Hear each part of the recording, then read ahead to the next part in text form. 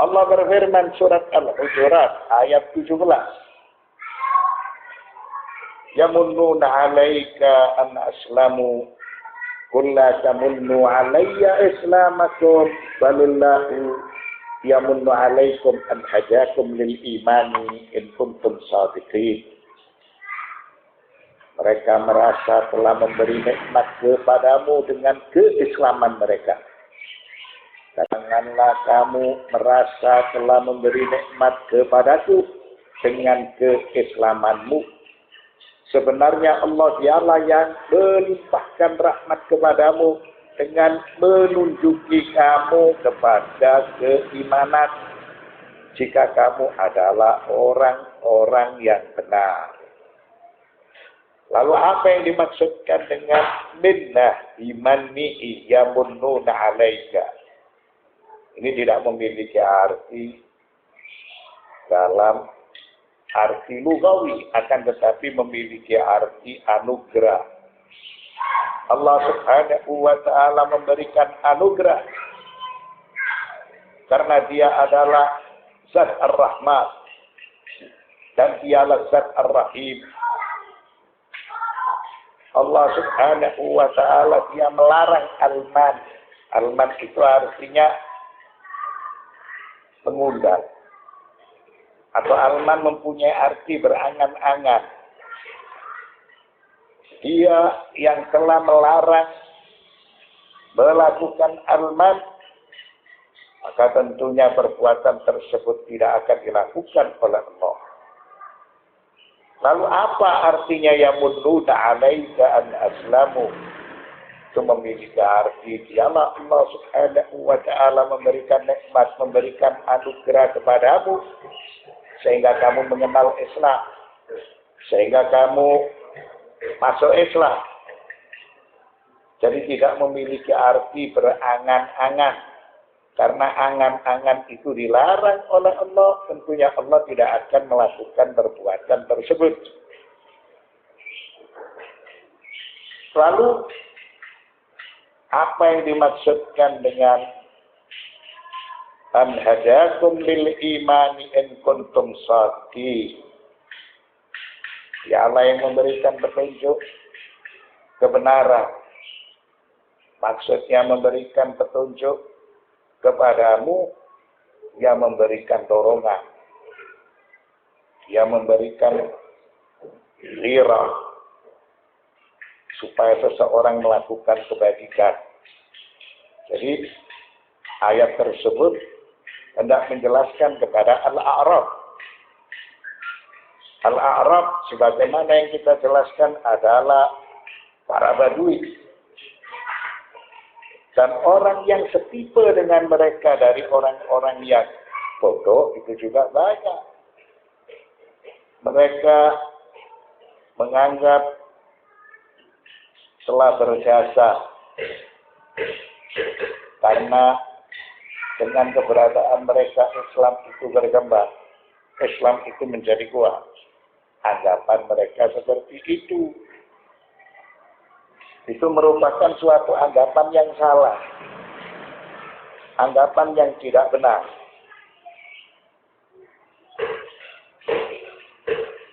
Sehingga mereka setelah menganggap memiliki jasa terhadap agama dan agama itu menjadi kuat serta menjadi besar, lalu mereka mencari kepentingan.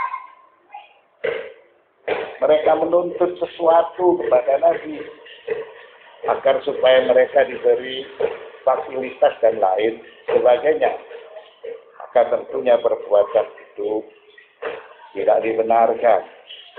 Oleh karena itu ayat tersebut menjelaskan yamunnuna 'alaika an aslamu qul la tamunnu 'alayya islamakum balillahu yamunnu 'alaikum an hadakum lil imani in kuntum shadiqin.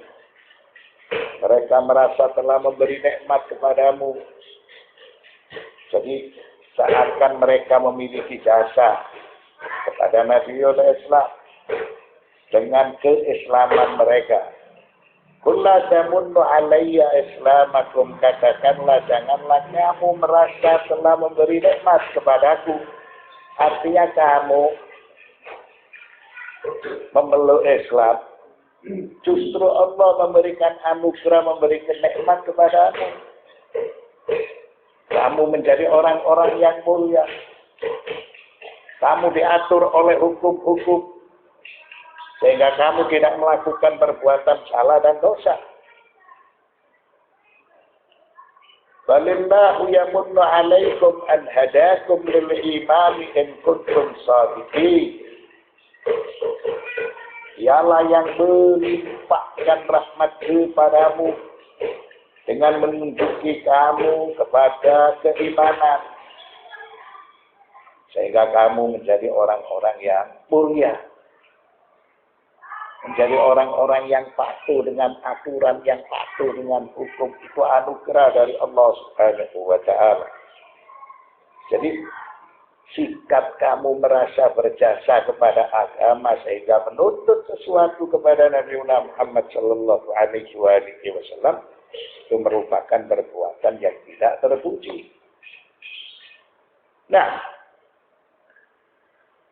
wallahu subhanahu huwa sahibul fadli alaihim haitsu arsyadahum ilal imani wa raghhabahum fi i'la lisan nabiyyihil karim fa alaihim an yahmadu syukran ala tafaddulihi wa in'amihi la an yamunnu wa yaslubu thaman. Allah subhanahu wa ta'ala, Dia memberikan anugerah kepada mereka dan menunjuki iman serta memberikan dorongan melakukan kebajikan. Secara otomatis ketika mereka diberi petunjuk, mereka menjadi orang yang beriman, mereka mengenal agama, mereka patuh terhadap hukum-hukum agama, maka mereka akan melakukan kebajikan. Dan itu suatu anugerah, itu suatu nikmat yang telah diberikan oleh Allah Subhanahu wa ta'ala pada mereka melalui ajaran yang disampaikan oleh Nabi Muhammad sallallahu alaihi wasallam. Oleh karena itu, supaya mereka bersyukur, mereka memuji kepada Allah, karena Allah sudah memberikan nikmat, Allah sudah memberikan anugerah. Dan mereka tidak mencari kepentingan, supaya mereka mengamalkan aturan-aturan hukum-hukum agama itu dengan penuh ikhlas dan ketulusan, hanya semata untuk mendekatkan diri kepada Allah Subhanahu wa ta'ala. Wabil akhir,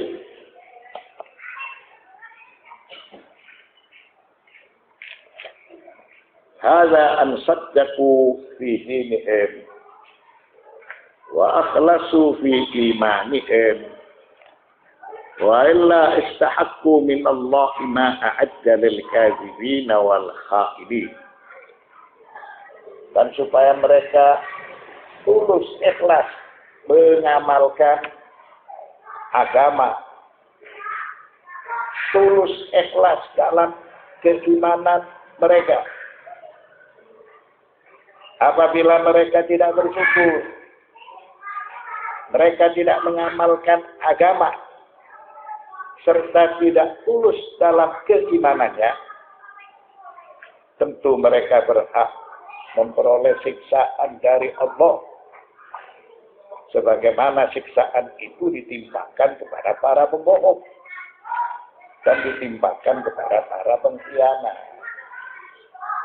Walaupun mereka sudah mengamalkan hukum-hukum berupa perintah-perintah serta larangan-larangan Allah, apabila mereka tidak ikhlas, tidak tulus dalam keimanan mereka karena mereka memiliki tendensi yang lain, maka mereka ini juga akan diancam memperoleh siksaan, sebagaimana siksaan itu akan ditimpakan kepada para pembohong dan para pengkhianat.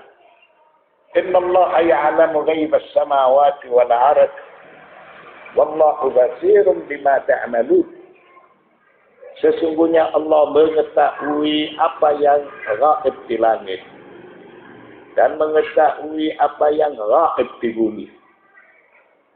Serta Allah Maha melihat apa yang kamu kerjakan. Mal maksud, apa yang dimaksudkan dengan ayat tersebut? Allah Subhanahu wa ta'ala mengetahui iman yang benar.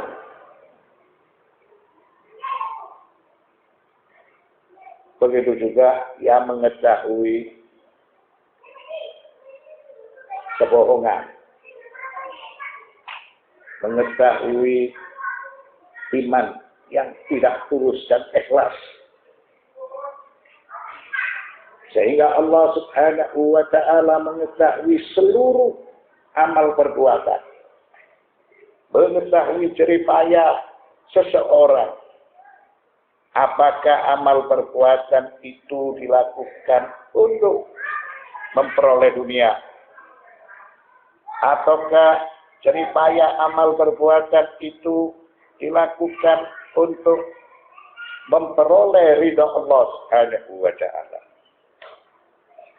Allah Subhanahu wa ta'ala mengetahui berbagai jeripaya yang berdasarkan keimanan atau yang berdasarkan kekufuran.